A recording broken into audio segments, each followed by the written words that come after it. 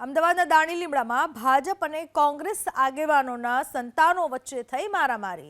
એક આરોપીની અટકાયત કરાઈ, અન્યોની પોલીસ શોધખોળ કરી રહી છે। ભાજપના પૂર્વ વોર્ડ પ્રમુખ રાજુ વાઘેલાનો પુત્ર અર્થ વાઘેલા અને કોંગ્રેસના કોર્પોરેટર રફીકભાઈનો પુત્ર સુફિયાન, આ બંને વચ્ચે મારામારી થઈ। સુફિયાન અને તેનો મિત્ર ફરહાન સાથે હતા। આ સમયે હોર્ન વગાડવા અને વાહન અથડાવવા જેવી બાબતમાં મારામારી થઈ। વાહનોમાં પણ તોડફોડ કરાઈ। ઘટનાને લઈ ભાજપ અને કોંગ્રેસના કાર્યકરો પોલીસ સ્ટેશને પહોંચ્યા અને હોબાળો કર્યો। પોલીસે ફરિયાદ નોંધી એક આરોપીની અટકાયત કરી।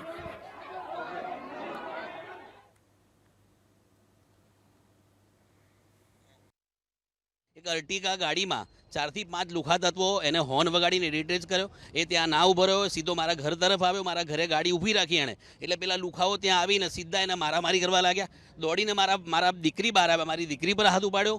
મારા વાઈફ આવ્યા, મારી વાઈફ પર હાથ ઉપાડ્યો। દોડીને હું આવ્યો, હું ત્યાં કંઈ સમજવું એ પહેલાં તો મારી પર હાથ ઉપાડીને કીધું કે તું यहाँ ખાલી करके निकल जाओ, અને મારા માથા ઉપર રિવોલ્વર મૂકીને આમને એવું કીધું કે यहाँ से खाली करके निकल जाओ, ये वॉर्ड तुम्हारे लेने के लायक नहीं है।